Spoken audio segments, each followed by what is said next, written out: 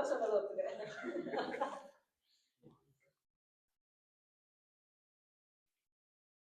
நிகழ்வுக்கு வருகை தந்திருக்கும் கூட்டா தமிழ் வாசகத்தை நன்றி.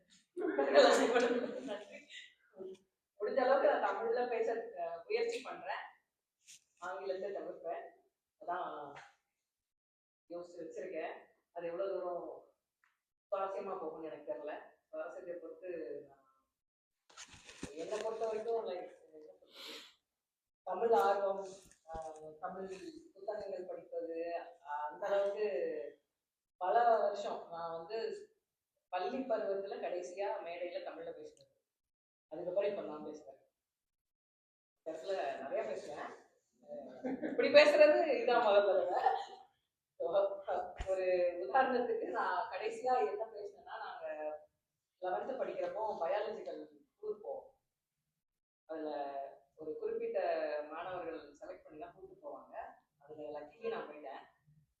ஸோ வந்த உடனே என்ன சொன்னாங்கன்னா, கொஞ்சம் பேர் தான் போயிருக்கீங்க, நீங்க யாருமே போல, மொத்த ஸ்கூலுக்கும் சேர்த்து நீங்க என்ன படிச்சீங்க, உங்களோட நீங்க இருக்க ஆரம்பத்துல வந்து எல்லாத்தையும் வந்து எழுதி இதுதான் பேசணும் அப்படின்னாங்க. நான் தான் பேசினேன். பிள்ளைகள் வந்து தமிழக கொடுத்துனாங்க. நாங்கள் ஒரு கோவில்பட்டி எங்கள் ஊர். நாங்கள் போனது வந்து கொடைக்கானலோட அந்த பயாலஜி நாங்கள் வந்து பஸ்ஸு வந்து குறிப்பாங்க ப்ரைவேட் பஸ் நாங்கள் போனோம். பஸ் வந்து ப்ரைவேட் பஸ்ஸோட பேர் வந்து நல்லமணி டிரான்ஸ்போர்ட் சர்வீஸ் அந்த மாதிரி. நான் ஆரம்பத்தில் என்ன எழுதுனா, காலை 4 மணி ஏறிட்டோம் நல்லமணி, சென்றடைந்தோம் 10 மணிக்கு அப்படின்னு ஆரம்பிச்சேன். இதுதான் நான் ஆரம்பிச்சு ஃபர்ஸ்ட் பேசி. அது எல்லாம் சிரிக்க ஆரம்பிச்சிட்டாங்க.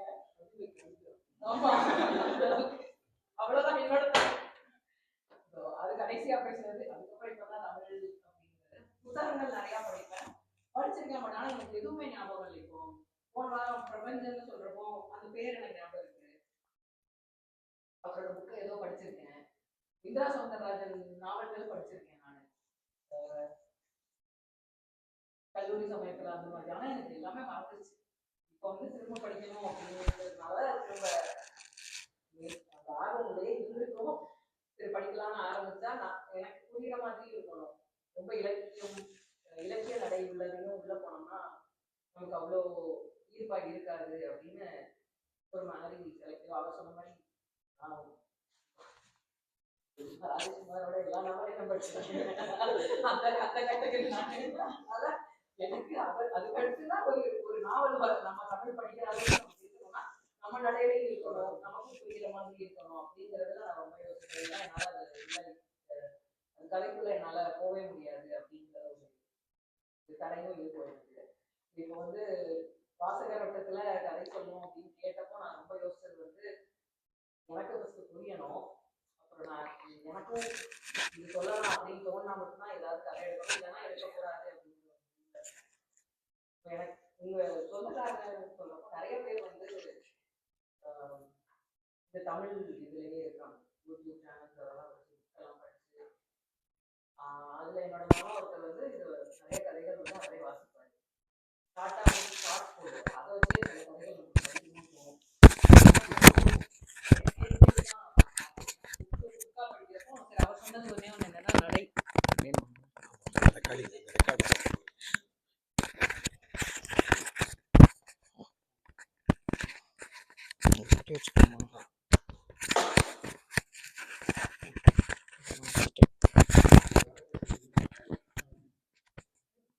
இந்த வயசுக்கு ஆகலைன்னா எப்படின்னா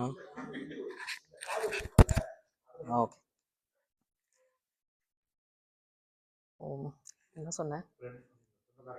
அதனால நிறைய கதைகள் ஆராய்ச்சி பண்ணி சரி நமக்கு புரியுற மாதிரி எல்லாருக்கும் சொல்ற மாதிரி இருந்தா எனக்கு ஓகேன்னு சொன்னா மட்டும் சொல்லலாம் அப்படிங்கிறது தான் என்னோட முடிவு.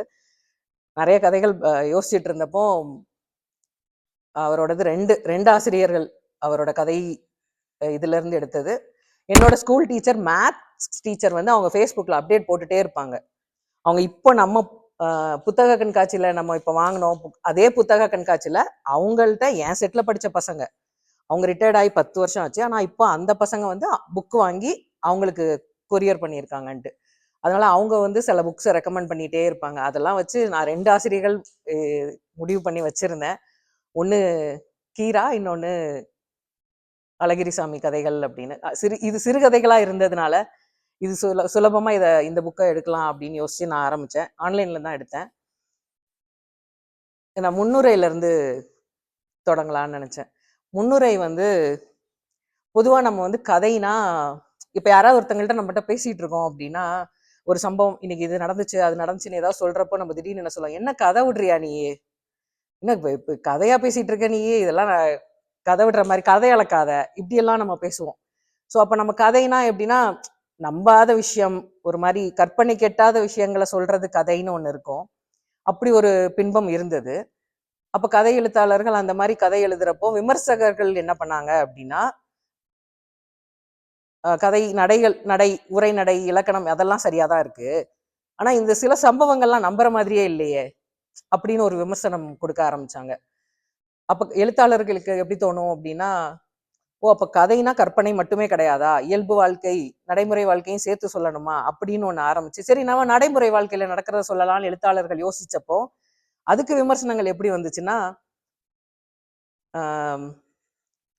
நடை ஓகே, ஸோ இந்த சம்பவம்லாம் நல்லா தான் இருக்கு, இலக்கண நடை கூட ஓகே, உரைநடை கூட சரி, ஆனா விறுவிறுப்பா இல்ல, ஒரு திருப்பங்கள் இல்ல, ஈர்க்கிற மாதிரி இல்ல அப்படின்னு விமர்சனம் வந்துச்சு. இப்படியெல்லாம் இப்படி பண்ணா அப்படி அப்படி பண்ணா இப்படின்னு வர்றப்போ மொத்தத்துல கதைனா அதுல என்ன சொல்லியிருப்பாங்க அப்படின்னா, கதைனா கதை இருக்கணும், அதே சமயம் கதையான்னு கேட்குற மாதிரி இருக்கக்கூடாது, கதையா அப்படின்னு தோணவும் கூடாது, ஆனா கதையும் இருக்கணும், அதுதான் சுருக்கமா சொல்லியிருப்பாங்க. ஸோ இந்த கலை, அதாவது இந்த மாதிரி கதையும் இருக்கணும், கதையானும் கேட்குற மாதிரியும் கதையா அப்படின்னு நம்பாத மாதிரி இருக்கக்கூடாது, இந்த கலையை வந்து தேர்ந்தவர் வந்து திரு அழகிரிசாமி அவர்கள் அப்படிங்கிறது தான் இந்த முன்னுரை. ஸோ இவரோட கதைகள் எப்படி பார்த்தீங்கன்னா, அந்த கதாபாத்திரங்கள் வந்து நம்ம பக்கத்து வீட்டுக்காரரு, நம்ம சொந்தக்காரங்க, நம்ம ஊர்ல இருந்த மனுஷங்கள், அந்த கதையோட நீங்க படிச்சுட்டே இருப்போம்னா நமக்கு கண்டிப்பா ஒருத்தரை வந்து நம்மளால ஒரு உருவமா நம்மளால யோசிக்க முடியும். ஒரு கதையில அவர் வர்ற கதாபாத்திரங்கள் எல்லாமே ஓ நமக்கு இவரை தெரியும், இப்படி நடந்திருக்கு நம்ம வாழ்க்கையில அப்படின்னு யோசிக்க முடியும். அதே சமயத்துல உரைநடை அந்த உங்களுக்கு வேணுங்கிற அந்த 2-3 இலக்கணங்கள் அந்த மாதிரி நல்லாவும் கொண்டு போவாரு. ரொம்ப புரியாத மாதிரி, லைக் முதல் தடவை வாசிக்கிறவங்களுக்கு கஷ்டமா இருக்கிற மாதிரியும் இல்லாம இருக்கு அந்த இவரோட கதைகள் எல்லாமே. நான் யோசிச்சது வந்து இதுல ஒரு 7 கதைகள் இருந்தது, 7ஐயும் படிச்சுட்டு எதுன்னு முடிவு பண்ணலான்னு. நான் இப்ப சொல்ல போற கதை படிச்ச உடனே நான் அடுத்த கதைக்கு நான் போல, இதுதான ஒரு முடிவு பண்ணிட்டேன். ஸோ இப்போ கதைக்குள்ள போயிடலாம். கதையில வந்து 2 கதாபாத்திரம், கதாநாயகன் கதாநாயகினே வச்சுக்கலாம். ஸோ கதாநாயகி நிருப்பமா, கதாநாயகன் கோவிந்தராஜன். இந்த கதை வந்து ஒரு எப்படி ஆரம்பிக்குதுன்னா, ஒரு இரவு 7-7:30 மணி இருக்கும், நல்ல மென்மையான இரவு நேரம். நிருப்பமா காம்பவுண்ட் கதவை திறந்து உள்ள வராங்க. காம்பவுண்ட் கதவு திறக்கிறப்போ உள்ள வீட்டில் என்ன நடக்குதுன்னா, கோவிந்தராஜன் வந்து வீட்டில் இறஞ்சி கிடக்கிற புத்தகங்களை அடுக்கி வைக்கிற வேலையை பார்த்துட்டு இருக்காரு. அதுக்கு வந்து அதான் நேராவே இதான் நடக்கும். அவர் வந்து புத்தகங்களை அடுக்கி வச்சிட்டு இருக்காரு. இது வந்து நச்சு பிடிச்ச வேலையா இருக்கிறதுனால அவருக்கு வந்து சீக்கிரமா அலுப்பு தட்டுது. எப்பயும் இதே தான் பண்றோம், எப்பயும் இதே தான் இவ்வளோ நேரமா பண்ணிட்டு இருக்கோம் அப்படின்னு அவருக்கு ஒரு மாதிரி ஒரு சோர்வு, அலுப்பு எல்லாம் தட்டுது. திடீர்னு ஜன்னல் பக்கமா பார்த்தோன்னா நல்ல ஒரு நிலவு வெளிச்சம், மெல்லிய காற்று, மென்மையான இரவு அப்படிங்கிற மாதிரி இருக்கு. அவங்க வீட்டு முற்றத்துல வந்து முல்லை மரங்கள் பூத்து குலுங்குது, அதோட வாசனையோட சேர்ந்து இந்த காத்து அப்படின்றப்போ இந்த இடத்துல ஒரு வார்த்தை இருக்கு, நைப்பேரிய பால் நிலவு அப்படின்னு சொல்லியிருப்பாரு. அந்த ஜன்னல் வழியா பார்த்தா நைப்பேரிய பால் நிலவு, நைப்பேரியவா அப்படின்னு நானும் போய் சர்ச் பண்ணி தான் பார்த்தேன். அதுல 2 அர்த்தம் வந்து சிதைந்த அப்படின்னு ஒண்ணு இருக்கு. அப்போ வந்து உரைநடை இந்த கதையோட அர்த்தப்படி பார்த்தீங்கன்னா, இனிமையான மென்மையான ஒரு மென்மையான இரவு நேரம். கோவிந்தராஜன் வந்து கஷ்டப்பட்டு இந்த வேலையை பார்த்துட்டு இருக்காங்க. காம்பவுண்ட் கதவை திறந்து நிருப்பமா உள்ள வந்துடுறாங்க. அந்த வீட்டுக்குள்ள அகர்பத்தி வாசம், இந்த முல்லை வாசம், மெல்லிய ஒரு சாரல். கோவிந்தராஜனுக்கு எப்படின்னா, அந்த அலுப்பு தட்டிட்டு பேசாம ஒரு மரக்கட்டில் எடுத்துட்டு போயிட்டு முற்றத்துல போட்டு படுத்தா பரவாயில்ல அப்படிங்கிற ஒரு நிலைமைக்கு வந்துட்டான். அந்த என்ன சொல்றது, நச்சு பிடிச்சி அந்த அலுப்பு தட்டிருச்சு அந்த வேலையை பார்த்து. தினம் தினம் அந்த வேலையை பார்த்தோம். நிருப்பமா அந்த சமயத்துல உள்ள வந்துடுறாங்க. நிருப்பமா வந்து நேரா வந்து கோவிந்தராஜன் கிட்ட வந்த உடனே அவன் வந்து வான்னு சொல்ல, எதுவுமே சொல்ல, யாராவது ஒருத்தவங்க வந்தாங்கன்னா வா வாங்க ஏதாவது சொல்லணும். கோவிந்தராஜன் எதுவுமே சொல்ல அவளையே உத்து பார்த்துட்டு இருக்கான். அவளுக்கு வந்து என்ன பண்றதுன்னு தெரியல. வந்த உடனே வந்து அவளுக்கு இவன் தான் ஒரு பதட்டம் வந்துருது. அவனே உத்து பார்த்த உடனே நிருப்பமாக்க ஒரு பதட்டம். என்ன பண்றதுன்னு தெரியாம அந்த பக்கம் இந்த பக்கம் பார்த்துட்டு இருக்கா. உடனே நான் உங்ககிட்ட ஒரு பொருள் இரவலா கேட்க வந்திருக்கேன், கொடுக்க முடியுமா அப்படின்னு அவ கேட்கிறா. அதுக்கும் கோவிந்தராஜன் பதில் சொல்லல. அவளையே தான் பார்த்துட்டு இருக்கான். அப்போ அந்த தருணத்துல எப்படி இருக்கு அப்படின்னா, சுட்டெரிக்கிற சூரியனை கூட நேரா பார்த்துடலாம் கண்ணால. மனுஷனோட கண்களை வந்து நம்ம நேரா பார்க்க முடியாது அப்படிங்கிற ஒரு ஒரு கூச்சம், ஒரு பதட்டம் வந்து நிருப்பமாக்கு வந்து அந்த பக்கம் திரும்பினா அந்த ஜன்னல்ல இருந்து வர காத்துல வந்து ஒரு அந்த புத்தகம் வந்து அடிச்சிட்டு இருக்கு. பக்கங்கள் பறந்து ஒரு மாதிரி படர்ந்துடனே அவ போய் அதை கை வச்சு அதை ஒரு பக்கமா எடுத்து வச்சு அது மேல கையை வச்சிடறா. அத புத்தகத்தோட படபடப்பை நிப்பாட்டுறதுக்கு. இது என்ன வேணும் அப்படின்னு கோவிந்தராஜன் கேட்குறான். உங்ககிட்ட இருக்கிற புது தோல் பை கொடுக்க முடியுமா அப்படின்னு கேட்டவுடனே அதுக்கும் அவன் பதில் சொல்லலை. சொன்னப்போ அவளுக்கு அந்த ஒரு சொல்லாம அவளையே குறுகுறுன்னு பார்த்துட்டு இருக்கான். அவளுக்கு அப்போ வந்து அந்த சமயத்துல அவளுக்கு படபடப்பாகுது. கையெல்லாம் அவன் நடுங்க ஆரம்பிச்சிருது. அப்போ கோவிந்தராஜன் மனசுக்குள்ள என்ன ஓடுதுன்னா, புத்தகத்தோட படபடப்ப நீ நிப்பாட்டிட்ட, உன் கை படபடப்ப அப்படின்னு சொல்லிட்டு அவன் மனசுக்குள்ளேயே நினைச்சுக்கிறான். அதுக்கப்புறம் அவளே வந்து நாங்க 3 நாள் சுற்றுலா போறோம் வீட்டுல இருந்து, உங்க புது தோல்பையை கொடுத்தீங்கன்னா நான் 3 நாள் கழிச்சு திரும்ப கொடுத்துட்றேன் அப்படின்னு கேட்குறா. இவன் எங்க போறீங்க? மகாபலிபுரம் போறோம்.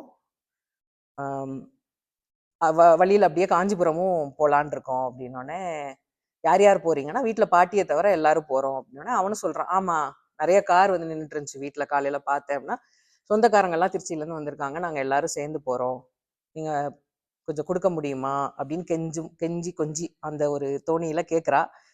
கோவிந்தராஜன் வந்து அதுக்கும் பதில் சொல்லாம, காஞ்சிபுரமா போறீங்க, அந்த ஊர் ரொம்ப அழகா இருக்கும்னு எங்க அம்மா சொல்லி நான் கேள்விப்பட்டிருக்கேன் அப்படின்னு சொன்னோடனே அப்பதான் இவளுக்கு நினைவு, ஆமா அம்மா எங்க அப்படின்னு கேக்குறா. வீட்டுல யாரும் இல்லை, எல்லாரும் சினிமாவுக்கு போயிருக்காங்க அப்படின்னு சொன்ன உடனே இவளுக்கு பயம். அத்தை மட்டும் சமையலறையில வேலை பார்த்துட்டு இருக்காங்க, வீட்டுல மத்தவங்க எல்லாரும் சினிமாவுக்கு போயிட்டாங்க அப்படின்னு சொன்ன உடனே அவளுக்குள்ள படபடப்பையும் தாண்டி ஒரு சின்ன பயம். என்ன சொல்றது, தவறான சமயத்துல சரி அப்பனா நீங்க எடுத்து வச்சிருங்க, நான் காலையில வந்து வாங்கிக்கிறேன் அப்படின்னு அவ கிளம்புறா. இல்ல இரு நான் இப்பவே கொடுத்துட்றேன் அப்படின்னு சொல்லிட்டு மன்னிச்சு காக்க வச்சதுக்கு மன்னிச்சிடுங்க அப்படின்னு சொல்லிட்டு அவன் வேகமா போறான். போய் அந்த பைய எடுத்து அதை நல்லா தொடச்சு எடுத்து வச்சுட்டு திடீர்னு அந்த பைய அவனுக்கு என்ன தோணுச்சோ அந்த பைய அப்படியே வச்சுட்டு நேரா நடந்து முற்றத்துல போயிட்டு, அங்க அன்னைக்குதான் பூத்து குலுங்கின முல்லைப்பூ, அந்த முல்லைப்பூ வாசம் வீசுச்சு இல்லையா, அந்த முல்லைப்பூ எல்லாத்தையும் பறிச்சுட்டு வந்து அந்த பைக்குள்ள போட்டுட்டு எடுத்துட்டு வந்து நிருப்பமாட்ட கொடுக்குறான். கொடுக்குறப்போ அவன் கையும் நடுங்குது, அதை வாங்கிட்டு அவ கையும் நடுங்குது. வாங்குறப்போ 2 பேரோட கைகளும் நடுங்குது. வாங்கிட்டு அவ நன்றின்னு சொல்லிட்டு தேங்க்ஸ்ன்னு சொல்லிட்டு அவ கிளம்பிடுறா. அவ வந்து நடந்து போறதையே பார்த்துட்டு இருக்கான் கோவிந்தராஜன் அவ வீட்டுக்கு போற வரைக்கும். அது ஏன்னா அவ எப்பயுமே நடந்து போறப்போ ஒரு ஒரு குறிப்பிட்ட தூரத்துக்கு போயிட்டு திரும்பி அவனை பார்த்துட்டு போறதுதான் அவளோட வழக்கம். அவ போற வரைக்கும் பார்த்துட்டே இருக்கிறது தான் கோவிந்தராஜனோட வழக்கம். அவன் அப்படியே கிளம்பி போயிடுறான். அவ போயிடுறா. அதுக்கப்புறம் கோவிந்தராஜன் பார்த்துட்டு அவ போனதுக்கு அப்புறம் அவனுக்குள்ள ஒரு பெரும் மகிழ்ச்சி. இத்தனை வருஷம் இதுக்கு முன்னாடி நான் முதல்ல ஒரு விஷயத்த மறந்துட்டேன். இதுக்கு முன்னாடி வந்து அந்த பொண்ணோட அழகு, அந்த பொண்ணு எவ்வளவு அழகா இருக்கும் அப்படிங்கிறதுக்கே வந்து ஆசிரியர் வந்து ஒரு பெரிய வர்ணிப்பு கொடுத்திருப்பாரு. அதுல ஒண்ணு என்னன்னா, பார்க்கடல்ல இருந்து எழுந்து வந்த லட்சுமி தேவி மாதிரி இருப்பா அப்படின்னு சொல்லியிருப்பாரு. சோ இவனுக்குள்ள என்ன பெரும் மகிழ்ச்சினா, இப்படிப்பட்ட ஒரு பொண்ணு இத்தனை வருஷமா நம்ம வீட்டுல இருந்திருக்கு, டெய்லி வருவா, தினமும் நம்ம கூட பழகியிருக்கா, பேசியிருக்கா, புத்தகங்கள், இவன் வந்து புத்தகம் வந்து இவங்க வீட்டுல நிறைய இருக்கும். அந்த இதுல நானா புரிஞ்சுக்கிட்டது, புத்தகங்கள் இவங்க வீட்டுல இருந்து சுற்றுமுற்றத்துல இருக்கிற எல்லாருமே இவங்கள்ட்ட இருந்து புத்தகம் படிப்பாங்க அப்படிங்கிறது தான், புத்தகம் இவன்ட்ட இருந்து இரவல் வாங்குவாங்க அப்படிங்கறதான் இதுல சொல்ல வருவாங்க. வருவா, அவங்க குடும்பமும் நம்ம குடும்பமும் நெருக்கமா பழகுறாங்க. இப்படிப்பட்ட பொண்ணு இத்தனை வருஷமா நம்ம கூட இருந்தும் இந்த தைரியம் நமக்கு இது வரைக்கும் வரலையே அது எப்படின்னா ஷபாஸ்டா கோவிந்தராஜா அப்படிங்கிற மாதிரி அவனே அவன் தோல்ல தட்டி கொடுத்துப்பான். இந்த ஒரு தைரியம், அதாவது உலகத்தோட கண்களுக்கு இந்த பூவை வந்து பைக்குல போட்டு கொடுத்தது எல்லாருக்கும் அதை பார்த்தோன்னா இது என்ன ஒரு பைத்தியக்காரத்தனம் அப்படின்னு தோணும். ஆனா கோவிந்தராஜனுக்கு வந்து இதுதான் புருஷ லட்சணம் அப்படிங்கிற மாதிரி அவனை தட்டி கொடுத்துக்கிறான். அதான் தடவையா அவனுக்கு அப்படி ஒரு தைரியம் வந்த சமயம். ஸோ இதுல எப்படி இருக்குன்னா அவனுக்கு வந்து ஆனந்தம், மகிழ்ச்சி, சந்தோஷம், அவள்கிட்ட வந்து தடவையா இப்படி ஒண்ணு செஞ்சுட்டோம், இந்த விஷயத்த நம்ம பண்ணிட்டோம் அப்படின்னு ஒரு படபடப்பு எல்லாமே இருக்கு. அது அந்த சந்தோஷத்துல இருக்கும்போதே ஒரு ஒரு நிமிஷம் என்ன ஆகுதுன்னா வேற நினைவுகள் வந்துருது. நம்ம இப்போ ஓகே நம்ம வந்து பூவை போட்டு கொடுத்துட்டோம் பைய, அவ அதை எப்படி எடுத்துப்பா, நம்மள கோவப்படுவாளா, தப்பா எடுத்துப்பாளா, என்ன பண்ணுவான்னு தெரியாது அப்படின்னு அதை நினைச்சு ஒரு பதட்டம். அதே சமயம் அவ பார்த்தா சரி, வீட்டுல யாராவது பார்த்துட்டா என்ன பதில் சொல்றது, ஏதாவது பிரச்சனையானா என்ன பண்றது அப்படின்னு யோசிச்சுட்டு இருக்கிறப்போ காம்பவுண்டு கதவை திறந்துட்டு வேகமா அவங்க அப்பா வந்து பைய தூக்கி எறிகிறாரு, நிருப்பமாவோட அப்பா. இத்தனை வருஷமா நல்ல குடும்பம் நினைச்சு நாங்க இப்படி பழக வச்சா நீங்க இப்படி பண்றீங்க, உங்களை நம்பிதானே பொண்ணு அனுப்புறோம், புத்தக வாசிப்பு இதெல்லாம் ஒண்ணு குடும்பமா 2 குடும்பமும் ஒன்னா பழகிட்டு இருக்கோம், இப்படி எல்லாம் பழகுவாங்கன்னு இப்படி பழகுவீங்களா அப்படின்னு சொல்லிட்டு அவங்க அப்பா வந்து பதட்டமா கத்துறாரு. அவங்க அம்மா வந்து இந்த நல்ல பழக்கத்தினால நம்பினதுக்கு இதான் நீங்க செய்யற நன்றி கடனா அந்த மாதிரி ரொம்ப கத்துறவனே பக்கத்துல அக்கம் பக்கத்துல இருக்கிறவங்க எல்லாம் எட்டி பாக்குறாங்க. இதெல்லாமே அவன் நினைச்சு பாக்குறான், ஓ இதெல்லாம் நடக்குது அப்படின்னோடனே அவனுக்கு அந்த பதட்டம். அவ பார்க்கலனாலும் பரவாயில்ல, அவ ஏதாவது பண்ணலனாலும் பரவாயில்ல, இப்படி நடந்தா என்ன ஆகுறது, நம்ம வீட்டுல நம்மள அம்மா அப்பா எப்படி திட்டுவாங்க, நம்மள என்ன நினைப்பாங்க, இவங்க வந்து இப்படி கேட்டாங்கன்னா பையில ஏற்கனவே பூ இருந்ததுன்னு சொல்லவும் முடியாது, ஏன்னா இது இன்னைக்குதான் பூத்து குலுங்குன ஃப்ரெஷ் பூ அப்படின்னு சொல்றப்போ அவனுக்கு என்ன பண்றதுன்னு ஒரு பதட்டம். அதே சமயம் அவங்க சமையலறையில இருந்து அவங்க அத்தை வராங்க. அவங்க அத்தை வந்து அவங்க வேலையை முடிச்சுட்டு சாவகாசமா உட்கார வர்றப்போ ஏதோ ஒரு கதை, இந்த அவங்க சொந்தக்காரங்களை பத்தி ஊர்க்கதை பேசுவாங்கல்ல, இந்த வரதாச்சாரியார் ஏதோ பண்ணாராமே, அவங்க கல்யாண மாமே ஏதோ தெரியுமாடா அப்படின்னு. அதே சமயம் அவனுக்கு நினைவில் என்ன இருக்குன்னா, அவன் வந்து இந்த மாதிரி கதை பேசுறது அதெல்லாம் அவனுக்கு பிடிக்காது. ஆனா இப்போ அவன் மன நிலைமை இருக்கிற நிலைமைக்கு ஆமா அவங்களோட சேர்ந்து கதை பேசியே அதையாவது மறந்துடுவோம் அப்படின்னு அவங்களோட சேர்ந்து ஆமா அந்த பொண்ணு அப்படியாமே இப்படியாம பொண்ணு இந்த ஊராமே அப்படின்னு சொல்லிட்டு அவனுமே வந்து அந்த அவங்க அத்தையோட ஊர்க்கதை பேச ஆரம்பிச்சிடறான், எப்படியாவது இதுல இருந்து கொஞ்சம் விலகிடலாம் அப்படின்னு. அதே சமயம் சினிமாவுக்கு போன மற்றவங்க எல்லாம் அம்மா வீட்டுல இருந்தவங்க எல்லாருமே வந்துட்டாங்க. இரவு உணவு எல்லாமே சாப்பிட்டுட்டு எல்லாரும் அவங்கவுங்க வேலையை பார்க்க போயிட்டாங்க. இவனுக்கு தூக்கம் வரல, அவனால தூங்க முடியல, ஒரு பதட்டம், அதையும் தாண்டி ஒரு பெரிய மகிழ்ச்சி. ஆனா இப்ப இவன் இது கொடுத்ததுக்கு அங்க என்ன நடக்குதுங்கிறதும் அவனுக்கு புரியல, அந்த ஒரு தூக்கம் இல்லாம இருக்கான். மறுநாள் காலை ஆயிடுது. இவங்க வீட்டுல இருந்து நிருப்பமா வீட்டுல இருந்து எல்லாரும் கிளம்புறாங்க. சுற்றுலாக்கு கிளம்புறப்போ இவங்க வீட்டுல வந்து சொல்லிட்டு போறதுக்காக வர்றாங்க. இவன் வந்து அந்த முற்றத்துல நின்று பார்த்துட்டு இருக்கான். ஸோ நிருப்பமா அவங்க அம்மா எல்லாரும் சொல்லிட்டு கிளம்புறப்போ வந்து நிருப்பமா வந்து ஒரு சிறு புன்னகையோட இவங்க எல்லாத்தையும் போயிட்டு வரேன்னு சொல்லிட்டு கிளம்புறா. கிளம்பி கொஞ்சம் தூரம் போனதுக்கு அப்புறம் திரும்பி பாக்குறா. ஆனா எப்பயும் போல அவளால கோவிந்தராஜனோட ஃபுல்லா பார்க்க முடியல முழுசா. ஏதோ ஒண்ணு அவர் இருக்கிற திசையும் பாக்குறதே முன்னாடி கிளம்பிடுறா. அதை பார்த்ததும் கோவிந்தராஜன் மனசுக்குள்ள ஒரு என்ன சொல்றது பட்டாம்பூச்சி பறக்க ஆரம்பிச்சிருச்சு.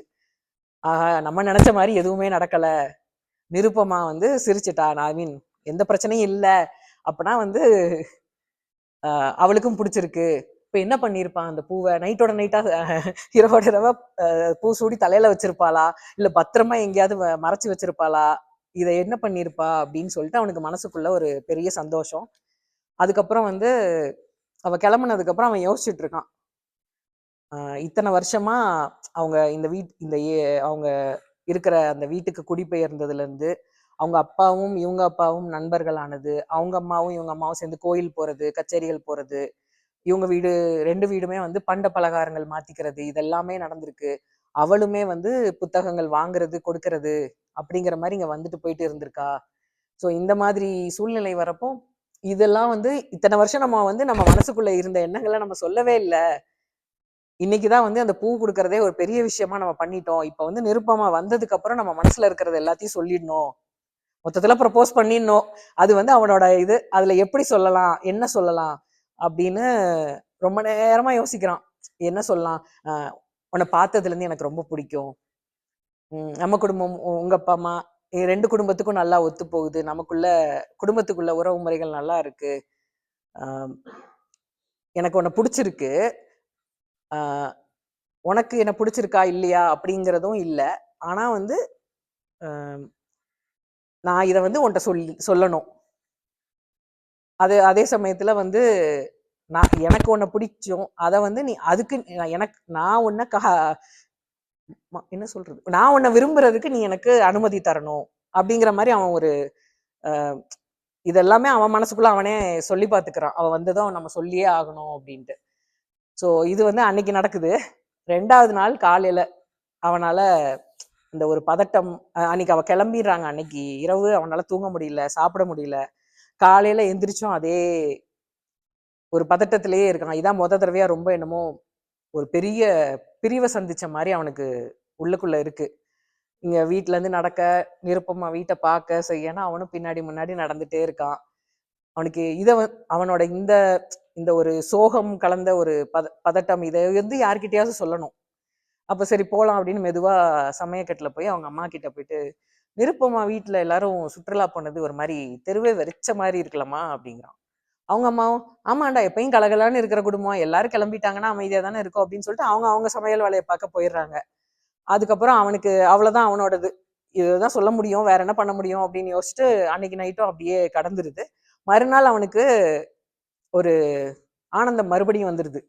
நாளைக்கு அவ வந்துருவா, நாளைக்கு இரவு கண்டிப்பா பை கொடுக்க வருவா, எப்படியாச்சும் அவகிட்ட நம்ம பேசணும், நம்ம மனசுல நினைச்சது எல்லாத்தையுமே அவகிட்ட சொல்லணும் அப்படின்னு சொல்லிட்டு அவனும் வந்து எல்லாத்துக்கும் தயாராகி அந்த நாளை வந்து சோகமா இல்லாம ஒரு எதிர்பார்ப்போட அந்த 2வது நாள் கழிஞ்சிருது. 3வது நாள் வந்து அவன் எதிர்பார்த்த மாதிரி இரவு இல்ல பகல்லே வந்துடுறாங்க காலையிலேயே நிருப்பமா வீட்டுல. இவனும் வந்து இவனோட எதிர்பார்ப்பு எப்படின்னா எப்பயும் போல அவ சாயந்தரமா தான் வருவா அப்படின்னு நினைச்சிட்டு இருக்கிறப்போ அவன் அந்த அவங்க வீட்டு வாசலையே பார்த்துட்டு உட்கார்ந்துட்டு இருக்கான். அந்த ஈசி சேரை போட்டு உட்கார்ந்துட்டு இருந்தப்போ திடீர்னு நிருப்பமா வர்றா. இவனுக்குள்ள ஒரு சந்தோஷம். இவனே ஓடி போய் கதவை திறக்கிறான். இவன் ஓடி போய் கதவை திறந்ததை பார்த்து அவளுக்கு அப்பவே பயம் வந்துருச்சு, படபடப்பாயிருச்சு. என்ன இவன் இப்படி வர்றான் அப்படின்னு சொல்லிட்டு அவ வந்து பயந்துட்டு வந்த உடனே அம்மா இல்லையா அப்படின்னு கேட்டா. ஃபர்ஸ்ட் பைய கொடுத்துட்டு தேங்க்ஸ் ரொம்ப நன்றி அப்படின்னு சொல்லிட்டு கொடுத்துட்றா. அதுக்கப்புறம் அம்மா இல்லையா அப்படின்னோடனே இன்னைக்கு விடுமுறைங்கிறதுனால இப்பதான் சாப்பிட்டுட்டு தூங்குறாங்க. அவனுக்கு வந்து மனசுக்குள்ள நம்ம இரவு அந்த நிலவு வெளிச்சம் அது மாதிரிலாம் யோசிச்சோம் அப்படின்னு ஒரு யோசனை. என்னது மென்னிலவா இருந்தா என்ன, சுட்டெரிக்கும் வெயிலா இருந்தா என்ன, நிருப்பமா வந்தா போதாதா அப்படின்னு அவனுக்கு தோணுது. ஸோ அதுக்கப்புறம் அவ வந்து அம்மா இல்லையான்னு கேட்டோன்னே இல்ல தூங்குறாங்க, நான் வேணா எழுப்பவா அப்படின்னா இல்ல இல்ல வேண்டாம், தூங்குறவங்கள எழுப்பாதீங்க அப்படின்னு சொல்லிட்டு அவ கிளம்புறா. நீ தானே வந்தோடனே அம்மா இல்லையான்னு கேட்ட, நான் வேணா எழுப்பவா அப்படின்னோடனே வேண்டான்னு சொல்லிடுறா அவ. அதுக்கப்புறம் ஏன் முகம் சோர்வா இருக்கு, அந்த சுற்றுலா போயிட்டு வந்த களைப்பு முகத்தோட அந்த சோர்வான முகத்தோட அவ வந்ததை பார்த்துட்டு முகம் சோர்வு அடைஞ்சிருக்கு, இல்ல ஏன் இந்த மாற்றம் அப்படின்னோடனே சுற்றுலா போயிட்டு வந்தது வெயில் ஜாஸ்தி அதனால அப்படின்னோடனே இவன் என்ன சொல்றான்னா இருக்கும், கண்டிப்பா இருக்கும், அந்த சோர்வு இருக்கதான் செய்யும், ஆஹ் அது இல்லாம இந்த பொன் நிறத்தை வேறையால திருடவா முடியும் அப்படின்னு ஒரு வசனம் சொல்றான். அப்ப அவளும் என்ன இப்படி பேசுறான் அப்படின்னு அவளுக்கு ஒரு தோணை, இப்படியெல்லாம் நமக்கு பேச வருமா அப்படின்னு அவனும் ஒரு யோசனையில ஒரு மாதிரி பூரிப்படைகிறான். சொல்லிட்டு சரி எழுப்ப வேணாம்னு சொல்லிட்டு நான் கிளம்புறேன் அப்படின்னு சொல்லிட்டு அவ கிளம்பி போயிடுறா. இவன் உடனே என்ன பண்றான்னா அந்த ஒரு எதிர்பார்ப்போட அவ கொடுத்த பைய திறந்து பாக்குறான். அவன் எதிர்பார்ப்பு வந்து வீண் போகல. அந்த பைக்குள்ள வந்து ஒரு 8ஆம் அடிச்ச ஒரு பேப்பர் தாள் இருக்கு, கடிதம். அதை எடுத்து அதை படிச்சுட்டு அந்த கடிதத்தை படிக்க படிக்க வந்து அவனுக்கு சந்தோஷம், ஆனந்தம், மகிழ்ச்சி, பரபரப்பு அப்படி படிச்சு படிச்சு திடீர்னு குடுக்குடுன்னு ஓடுறான். அந்த புத்தகங்கள் இருக்கிற அறையில போயிட்டு பெர்னாட் ஷாவோட நாவல் அதை தேடுறான். அதை தேடி அதை வந்து ஓப்பன் பண்ணி அதை திறந்து பார்த்து அதெல்லாம் இது இந்த இப்படி பண்ணுவாங்களே புக்கெல்லாம் போட்டு அலசி என்னமோ தட்டி தட்டி பார்க்கறான். அவன் தேடுறது கிடைக்கல. திரும்பவும் வந்து அந்த கடிதத்தை பார்த்து திரும்ப அப்படி ஒரு மாதிரி ஆனந்த அந்த சந்தோஷத்துல கண்ணு கலங்குது. அதை வந்து அந்த கடிதத்தை அப்படியே அணைச்சுக்கிறான், என்னென்னமோ பண்றான். இதுல என்ன இந்த கடிதத்துல என்ன இருக்கு அப்படின்னா, இந்த பை உங்க தோல் பை கொடுத்ததுக்கு நன்றி, அந்த நீங்க கொடுத்த முல்லை பூக்கள் வந்து வாடுற வரைக்கும் மனம் மாறாம நல்லா வாசனையா இருந்தது, வாசம் கொடுத்தது அப்படின்னு எழுதிட்டு நீங்க ரொம்ப கோழையா இருந்தீங்க அப்படின்னு சொன்னா தப்பா நினைச்சுக்காதீங்க அப்படின்னு எழுதியிருப்பா. அதை சொல்லிட்டு உங்களுக்குள்ள இவ்வளவு தைரியம் இருக்கும்னு எனக்கு தெரியாது, அதுவே எனக்கு பெரிய ஆனந்தம். ஏன்னா ஒரு முக்கியமான நாள்ல ஒரு பரிசா ஒரு ஒரு விஷயம் கொடுத்து அதுக்கு நன்றி கூட நன்றி சொல்ல கூட தைரியம் இல்லாத ஒரு ஆளு இப்ப பூவெல்லாம் போட்டு கொடுக்குற அளவுக்கு இவ்வளவு தைரியம் வந்துருச்சுன்னு நினைக்கிறப்ப எனக்கே சந்தோஷம் அப்படின்னு அவ எழுதுனிருப்பா. உங்களுக்கு ஞாபகம் இருக்கா இல்லையான்னு தெரியல, 3 மாசம் முன்னாடி உங்க மாமா பையன் கிட்ட அந்த பெர்னாட் ஷா நாவலை கொடுத்து விட்டுருந்தேன். அதுல என் கையால நானே வேலைப்பாடு செய்து பொங்கல் பரிசுன்னு தைத்த ஒரு பட்டு கைக்குட்டைய வந்து கொடுத்து விட்டுருந்தேன். அதை கொடுத்து அன்னைக்கு சாயந்தரமே நான் அவங்க வீட்டுக்கு வந்தேன். நீங்க என்னை பார்க்கவும் இல்லை, எதுவுமே சொல்லல, நன்றி கூட சொல்லல. அவ்வளோ கோழையா இருந்த ஒருத்தர் இப்ப பூவெல்லாம் போட்டு ஒரு பைய கொடுக்குற அளவுக்கு தைரியம் வந்துருச்சா அப்படின்னு அவளுக்கு அது அந்த கடிதத்தை படிக்க படிக்க அவனுக்கு வந்து ஒரு சந்தோஷம், ஆனந்தம் எல்லாமே வருது. ஆனா இப்ப அந்த கைக்குட்டை எங்க போச்சு? அவனுக்கு எப்படின்னா, ஐயோ இந்த எத்தனை கைகளுக்கு இந்த புத்தகம் போச்சோ, இந்த வீட்லயே யாராவது எடுத்தாங்களோ, யார் கைக்கு போச்சோ, நம்ம இதை வந்து நம்ம தொலைச்சிட்டோமா அப்படின்னு மறுபடியும் வீடு ஃபுல்லா தேடுறான், கிடைக்கல. அன்னைக்கு என்னென்ன எல்லா புத்தகத்தையும் எங்கேயாவது இருக்குமோ அப்படின்னு அவனே யோசிச்சுக்கிறான். எத்தனை பேர் இந்த புத்தகத்தை எடுத்துட்டு போனாங்க, அதுக்கப்புறம் யார்கிட்ட போச்சு, எங்க போச்சு, நமக்கு எப்படி தெரியும் அப்படின்னு அவனுக்கு ஒரு பதட்டம். அதே சமயத்துல இந்த கடிதத்தை திரும்ப திரும்ப படிச்சு படிச்சு அவனுக்குள்ள ஒரு ஆனந்தம். எப்படியாச்சும் நிருப்பமாட்ட ஒரு ஒரு 10 நிமிஷமாவது பேசிடணும், அவன் மனசுல இருக்கிறத இப்ப சொல்லலைன்னா எப்பயுமே சொல்ல முடியாது அப்படின்னு ஒரு முடிவுக்கு வந்துட்டு அவன் இதெல்லாம் தயாராயிட்டு இருக்கான். அன்னைக்கு சாயந்தரமும் நிருப்பமா வரல. 3 நாள் அதுக்கப்புறமும் 2-3 நாள் அவ வரவே இல்லை. அப்புறம் 4வது நாள் வர்றா. வரும்போது இப்ப இவனு அதாவது அவனும் ஆவலாதான் இருக்கான். ஓடியே போய் அவனும் வந்து கதவை திறந்து நிருப்பமாட்ட கண்ணீரோட போய் நிக்கிறான். நான் வந்து பெரிய முட்டாள், என்ன மாதிரி ஒரு துர்பாகியசாலி இருக்கவே முடியாது. ஒரு வாழ்நாள் முழுக்க பத்திரமா வச்சிருக்க வேண்டிய ஒரு ஞாபகார்த்த வஸ்துவை வந்து நான் இப்படி தொலைச்சிட்டேன். அது எனக்கு கிடைக்குமா இல்லையான்னு எனக்கு தெரியாது. நான் ஒரு துர்பாகியசாலி. ஆனாலும்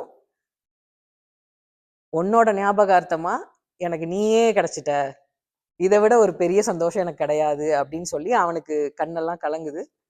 அதே சமயத்துல நிருப்பமாவும் அழுதுறா கண்ணீரோட.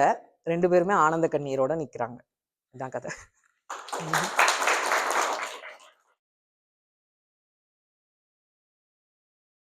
பார்த்ததுல சிறந்த கதைன்னு இன்னொரு கதை சொன்னாங்க, நான் இதை இன்னும் படிக்கல. ஆனா எனக்கு இது படிச்ச உடனே இது சொல்லலான்னு தோணுனதுனால நான் இதை எடுத்தேன். இதுக்கு முன்னாடி 2 கதைகள் படிச்சேன். அது வந்து விவாதத்துக்குரிய கதை. அதை வந்து எடுக்கலாமா வேண்டாமான்னு ஒரு யோசனை. 2யுமே சேர்த்து எடுத்தாதான் அது விவாதத்துக்கு இருக்கும். அது என்ன சொல்றது, சமநிலையா இருக்கும்னு 2 கதையும் எடுக்கணும். அது 2 ரொம்ப சின்ன கதை தான். அது முடிஞ்சா யாராவது, நானே அந்த இது தமிழ் டிஜிட்டல் லைப்ரரி, அதுல எல்லா தமிழ் கதைகளோட பிடிஎஃப் நீங்க தேடினீங்கன்னா கிடைக்கும். 2 ஆண்கள் ஒரு கதை. அந்த கதையோட பேர் 2 ஆண்கள். இன்னொரு கதை 2 பெண்கள். ஆமா, இந்த 2 கதையும் எப்படி இருக்கும்னா, சொசைட்டி பொறுத்தவரையில் 2 வகையான ஆண்கள், அதோட பெர்ஸ்பெக்டிவ், அந்த பரிமாணம். இன்னொன்னு 2 வகையான 2 பெண்கள் கேரக்டர். அதை வந்து எப்படி, அது வந்து இந்த கதையை எழுதுனது வந்து அவர் 1965 அந்த டைம்ல எழுதியிருக்காங்க. ஸோ இதை இப்ப பயங்கரமா சூட் ஆகும், ஃபயர் ஆயிடும். அந்த டாபிக் வேண்டாம், கான்ட்ரவர்சியல் டாபிக். அது எடுத்தா அது என்ன சொல்றது, கேரக்டர் வைஸ் சப்ஜெக்டிவ் தான், அது ஒரு டிபேட்டபிள் தான். ஆனா சரி, கொஞ்சம் முதல் தடவையா எடுக்கிறது கொஞ்சம் சந்தோஷமா மகிழ்ச்சியா எடுத்துட்டு போகலாம். திரும்ப வந்து விவாதத்துக்குள்ள போற மாதிரி எதுவும் எடுக்க வேண்டாம். ஏன்னா அது வந்து அதை படிச்சா நமக்கு ஒரு பெர்ஸ்பெக்டிவ் இருக்கும், சொல்றவங்களுக்கு ஒரு பெர்ஸ்பெக்டிவ் இருக்கும். ஸோ அந்த விவாதத்துக்கு அது நல்லா தான் இருக்கும். அந்த கதைகள் 2 ஆண்கள், ஒரே கேரக்டர் உடைய 2 ஆண்கள், எப்படி 2 கேரக்டர்ஸ் உள்ள பெண்ணு, ஒரு ஆண் தான். இதுல எப்படின்னா 2 ஆண்குள்ள நடக்கு. இந்த மாதிரி கதைகளும் இருக்கு, காமெடியா இன்னும் 2 கதைகளும் இருக்கு. ஆமா, இதுலதான் கேள்வி இருக்கா?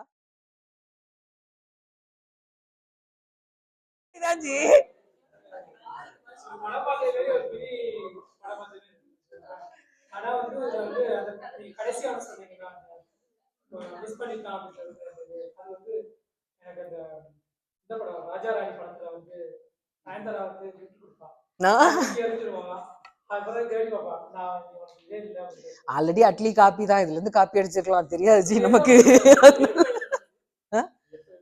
1965 பதிப்புன்னு போட்டிருக்கு. எனக்கு இன்னொரு நீங்க சொல்ல சொல்ல எனக்கு இன்னொரு மைண்ட் ஓடிட்டே இருந்துச்சு. நிறைய பேருக்கு தெரியும் இது, நானே சொல்லியிருக்கேன், நான் மறுபடியும் ஒரு ஷார்ட்டா சொல்றேன். உங்க லவ் ஸ்டோரியா ஜி?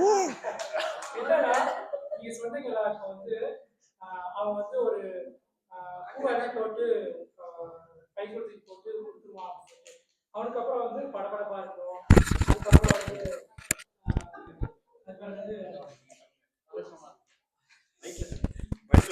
அவனுக்கு வந்து பதற்றமா இருக்கும். அந்த விதத்துல வந்து அதுக்கு இன்னொன்று வந்து அவனுக்கு சந்தோஷமாகவும் இருக்கும்னு சொன்னீங்க. ஸோ நீங்கள் இதை சொல்லிகிட்டே இருக்கும்போது எனக்கு மைண்டில் என்ன ஓடிச்சுன்னா, இல்லை அதை சொல்கிறேன், நிறைய பேருக்கு தெரியும் ஆக்சுவலாக நான் சொன்னது தான் மறுபடியும் சொல்கிறேன், நிறைய பேருக்கு நான் கொஞ்சம் பேருக்கு சொல்கிறேன். என் ஃப்ரெண்டுன்னு சொல்ல வேண்டாம், நானே தான். நான் காலேஜ் படிக்கும்போது சேம் சினாரியோ தான். நான் வந்து ஒரு பொண்ணை பார்த்துட்டு அந்த பொண்ணுகிட்ட அப்படியே எப்படியாவது பேசிடணும், எப்படியாவது நான் வந்து ப்ரொப்போஸ் பண்ணிடணும்னு சொல்லிட்டு ஜாலியாக போன இதுன்னு வச்சுக்கோங்களேன். ஒரு சீரியஸான மாரி இல்லை, எனக்கே இப்போ தான் தோணுது வச்சுக்கோங்களேன். இப்போனா கொஞ்சம் லேட்டாக.